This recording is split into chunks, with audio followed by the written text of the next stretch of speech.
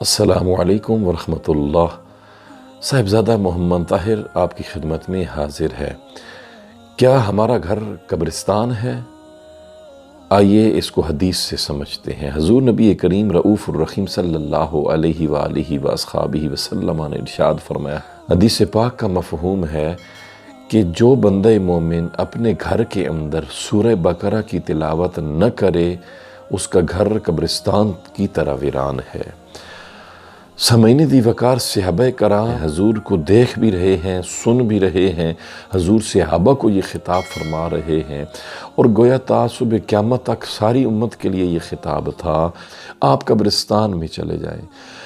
قبرستان میں سناٹا ہی سناٹا ہوتا ہے، ویرانگی ہی ویرانگی ہوتی ہے اور ایک خوف اور ڈر سا سما ہوتا ہے، لیکن اسلام نے توجہ دلائی قبرستان میں جانے کی، دعا مانگنے کی، اصالِ ثواب کی اور موت کو یاد کرنے کی، تاکہ لوگ اللہ کے ذکر کی طرف آئیں، اللہ تعالیٰ سے معافی چاہیں، بخشش چاہیں، اللہ کا خوف ان کے دل میں جگہ بنا لے تو ان پر اللہ کا فضل اور کرم شروع ہو جائے۔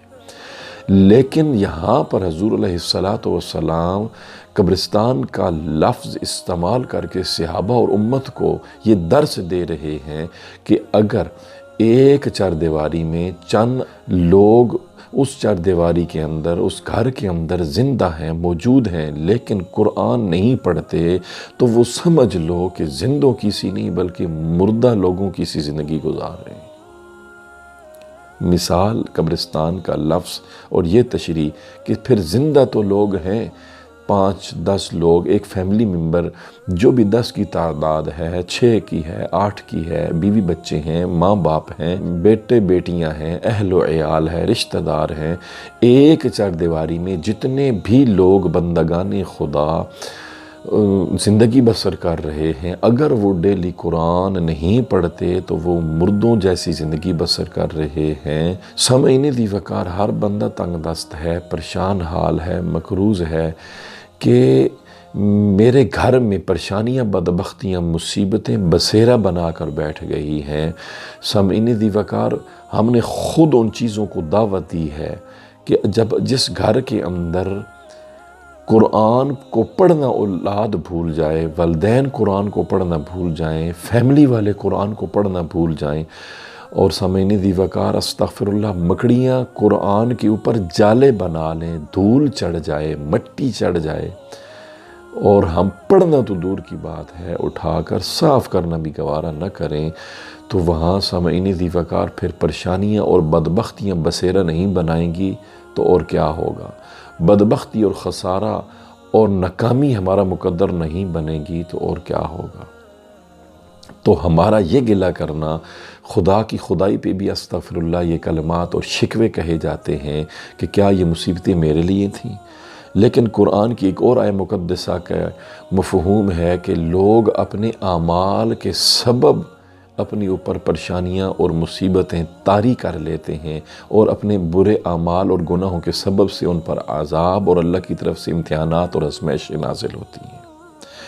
تو یہ ہمارے گھناؤنے اعمال اور برائیاں اور برے فعل اور گناہ ہوتے ہیں جن کے سبب ہم پر یہ عذاب سمجھ لیں یا پریشانیاں، مصیبتیں، دکھ، تکالیف، درد و الام جو ہمارے گھروں میں گھر اور بنا کر، گھونسلہ بنا کر، بسیرا بنا کر، جس طرح مکڑی کا جالا سامعین دی وقار ہوتا ہے، مکڑی کے جالے کی طرح یہ چیزیں گھر بنا کر بیٹھ جاتی ہیں، تو یہ ہمارے گناہوں کے سبب، یہ ہماری برائیوں کے سبب سے، یہ ہماری بدعمالیوں کے سبب سے ہے۔ قرآن کا فیصلہ ہے۔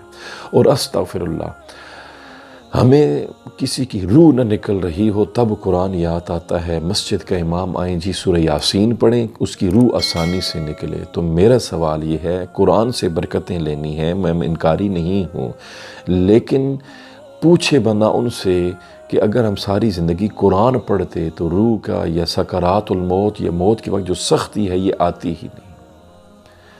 اگر ہمیں دکھوں میں قرآن یاد ہے، اس وقت روح ہچکولے کھا رہی ہے، قرآن یاد ہے، تو قرآن کو پڑھا ہوتا یہ مسئلہ ہی نہ ہوتا۔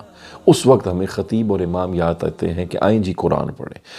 اور جب ہم بیمار ہوتے ہیں، پریشان ہوتے ہیں، یا بچے کی نوکری نہ لگ رہی ہو، یا بچے نے باہر جانا ہو، کہیں بھی، تو یا ہم کسی دکھ میں گھرے ہوئے ہوں، پریشانی میں گھرے ہوئی ہوں، مصیبت میں گھرے ہوئی ہوں، تب ہمیں قاری، حفاظ کرام، مدارس اور علماء، خطباء یاد آتے ہیں، آئیں جی قرآن پڑھیں۔ میں قرآن سے برکت لینے پر انکاری نہیں، علماء خطباء کو بلانے پر انکاری نہیں، قرآن سے برکت نہ لیں تو کس سے لیں؟ لیکن میرا سوال سامعین ذی وقار آپ سے یہ ہے، آپ سنتے ہیں مجھ سے، سوال یہ ہے کہ کیا دکھوں میں صرف قرآن یاد رکھنا ضروری ہے؟ سکھوں میں اور خوشیوں میں ہمیں قرآن کیوں نہیں یاد رہتا؟ جب بچی رخصت ہو، شادی کر رہے ہوں، گاڑی کے فرنٹ سکرین ڈیش بورڈ پر ہم 2 قرآن رکھتے ہیں، ایک رکھتے ہیں جی قرآن کے سائے میں بچی رخصت ہو، لیکن کبھی آپ اس بچی یا اس والد سے پوچھیں کہ جو قرآن کا سایہ دے رہے ہو، کیا اس قرآن کو بچی نے پڑھا بھی ہے؟ کیا ڈیلی بیسس پہ یہ بچی قرآن پڑھتی ہے؟ کیا ماں باپ قرآن ڈیلی پڑھ رہے ہیں؟ کیا اولاد قرآن ڈیلی پڑھ رہی ہے؟ کیا ماں باپ باعمل ہیں؟ کیا انہوں نے بچوں کو دینی ماحول دیا ہوا ہے؟ کیا وہ نمازی ہیں؟ کیا اولاد کو دینی ماحول دیا وہ نمازی ہیں؟ کیا ماں باپ قرآن پڑھتے ہیں، اولاد پڑھتی ہے؟ نہیں۔ جب والدین بے عمل ہوں گے، اولاد بے عمل ہوگی، والدین با عمل ہوں گے، دینی کردار ہوگا، اولاد بھی با عمل ہوگی، دینی کردار ہوگا۔ اس لیے سامعین ذی وقار، قرآن ہمیں دکھوں میں یاد آتا ہے، سکھوں میں اور خوشیوں میں یاد نہیں آتا۔ ڈاکٹر علامہ اقبال، شاعر مشرق، عاشق رسول، جب یورپ گئے تو انہوں نے ان غیر مسلموں کی لائبریریوں میں گئے۔ آپ مطالعے کے شوقین تھے، وزٹ بھی کرتے تھے، دیکھتے تھے، جانچتے تھے ان چیزوں کو۔ تو آپ جب پاکستان واپس آئے، کہا مجھے خوشی اس لیے ہوئی کہ غیر مسلموں کی لائبریریاں ہیں، ٹاپ پر جو کتاب ہے وہ ہمارے نبی حضرت محمد الرسول اللہ پر نازل ہونے والی قرآن کی کتاب ہے۔ ڈاکٹر صاحب فرما گئے کہ ہمارے پاس قرآن ہے، نبی علیہ السلام کا اسلام ہے، شریعت ہے، دین ہے، حضور کے کلمہ گو ہیں، غلام مصطفیٰ ہیں، حضور کی امت ہیں، لیکن قرآن ایک نہیں 10 گھر میں پڑھے ہیں، لیکن مکڑیاں جالے بنا لیتی ہیں، نہ والدین قرآن پڑھتے ہیں، نہ اولاد پڑھتی ہے۔ پھر بدبختی اور خسارہ اور ناکامی ہمارا مقدر نہ ہو تو کیا ہو؟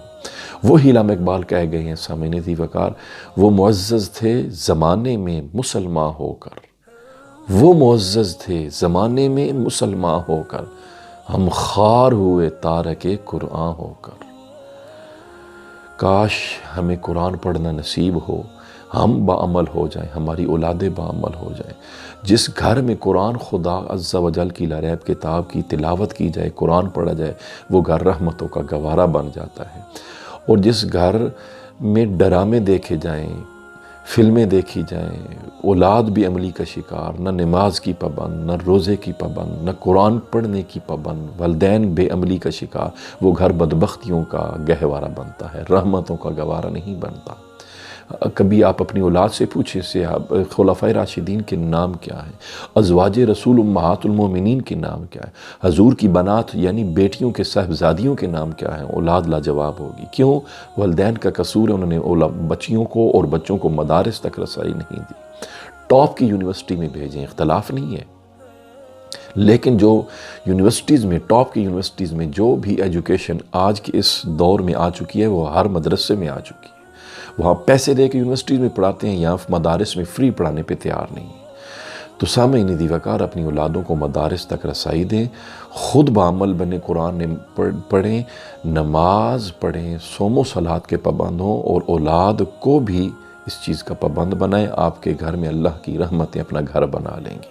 اگر آپ اس چیز سے دور رہے، آپ کی اولاد بھی عملی کا شکار ہوئی، تو جب آپ قبر میں جائیں گے، ہر بندے نے جانا ہے، اللہ پاک ہمیں ایمان کی سلامتی سے مالا مال فرمائے۔ جب ہم قبر میں جائیں، اگر اولاد نمازی ہوئی تو ربنا اغفر لی ولوالدی دعائیں کرنے والی ہوگی، آپ کے لیے ایصال ثواب اور دعائیں ہو رہی ہوں گی۔ اگر آپ کی اولاد نمازی نہ ہوئی تو پھر ربنا اغفر لی ولوالدی والی صدائیں آپ کے حصہ میں نہیں آئیں گی۔ اس لیے اپنی اولاد پر جس طرح دنیا کے معاملات میں سختی کرتے ہیں، میری نصیحت ہے اسی طرح دینی معاملات پر سختی کریں، خود بعمل بنے، صوم و صلات کے، قرآن پڑھنے کے پابند ہوں، اولاد کو بھی صوم و صلات کا اور قرآن پڑھنے کا پابند بنائیں، تاکہ اللہ تعالی ہم سب پر کرم فرمائے۔ بس وفا کر کے دیکھیں، آپ کا ویڑا اللہ اور اس کے پیارے محبوب کی رحمتوں سے مالا مال ہو جائے گا۔ وما علیہ الا البلاغ۔